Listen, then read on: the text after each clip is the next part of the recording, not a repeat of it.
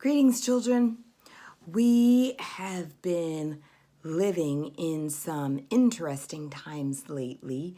We've all been going under what we call quarantine, which is where you can't go out as much, can't do as much as you want to. And so I thought I'd tell you a Bible story about some people that went through their own type of quarantine. And the name of the story is Noah. Now, Noah was a man that lived way back in Bible times, and he was married. There was a Mrs. Noah, and then they had 3 grown boys, and those 3 boys had their own wives too. Well, one day, God, was looking around the earth and just noticing that most of the people, except for Noah and his family, were bad, and all the thoughts that they thought were bad. I mean, like maybe, I want to kill puppies, or I want to steal from old ladies, or everything they did was bad. And so God was sorry that he had made man. And so he decided, after he got an idea, that he was going to send a flood on the earth, lots and lots of water, and then just get rid of all those bad people that had changed and become really bad. And then he was going to start over again. And so he told Noah, I want you to build a very big boat called an ark, so that you can take all the animals and your family and anyone else who wants to go into the boat. Because once I send all the water, they won't be able to live outside. Well, Noah went around preaching to everyone, hear ye, hear ye. There's going to be a flood, lots of water from the sky and from the bottom. But the people didn't believe him. They were like, ha, he's crazy, you old geezer. Well, so in the meantime, Noah started building the ark as he was preaching. It took him a while to do it, but he had his hammer and his nail, and so he's there building,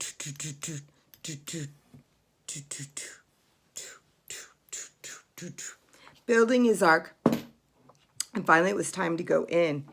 But sadly, the only people that went in were Noah, his wife, and the 3 boys and their wives. And now, they were the only people that went in. But then, God told all the animals that it was time to go into the ark too. So look at all these animals that came walking up into the ark.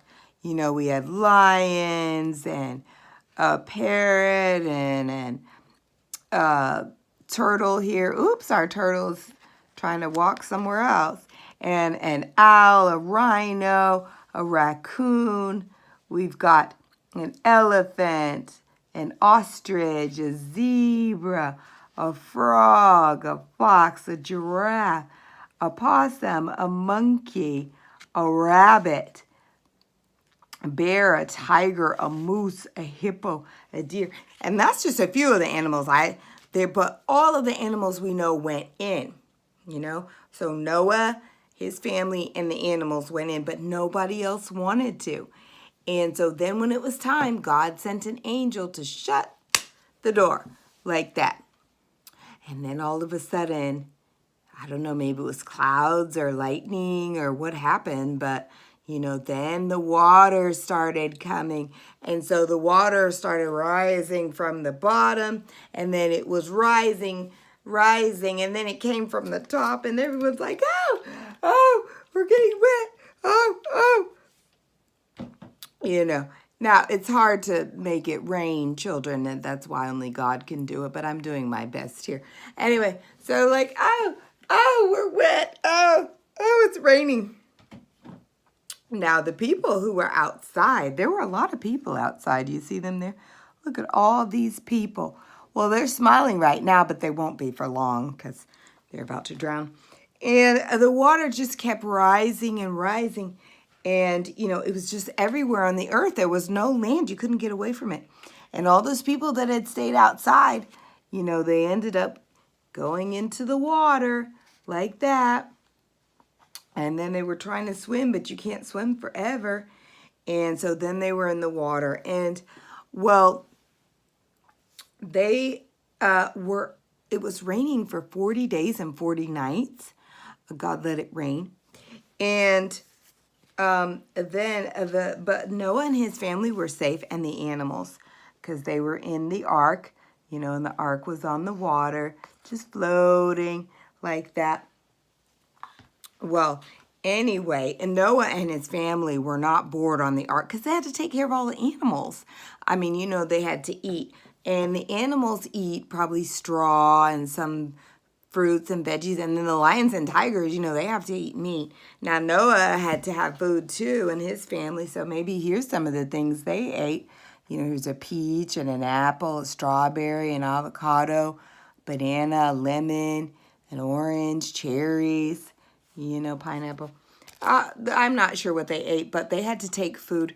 And then the animals are just eating and pooping, and not just little pooping, big pooping, like that. Yeah, so they were busy. Well, after 40 days and 40 nights, then Noah sent out a dove, which is a type of bird, out the window to just see if the bird would find something. But the bird came back after he was gone all day because there was nothing out there but water. And the birds can't fly all the time. They have to sit down sometimes, on a tree or on the ground. And so then Noah waited a little bit and he sent the bird out again.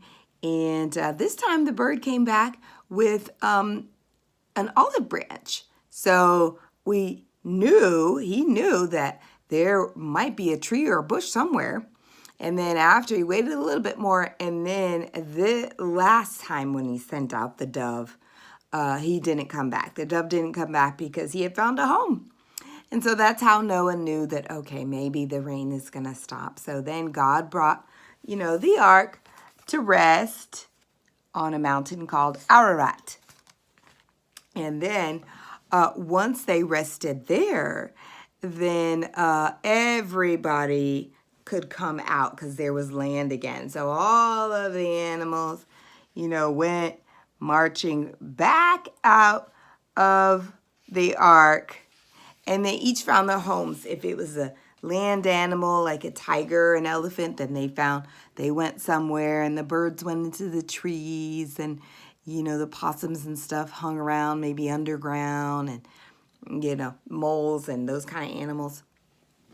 Anyway, so they came out, but then after they came out, it was just Noah and his family.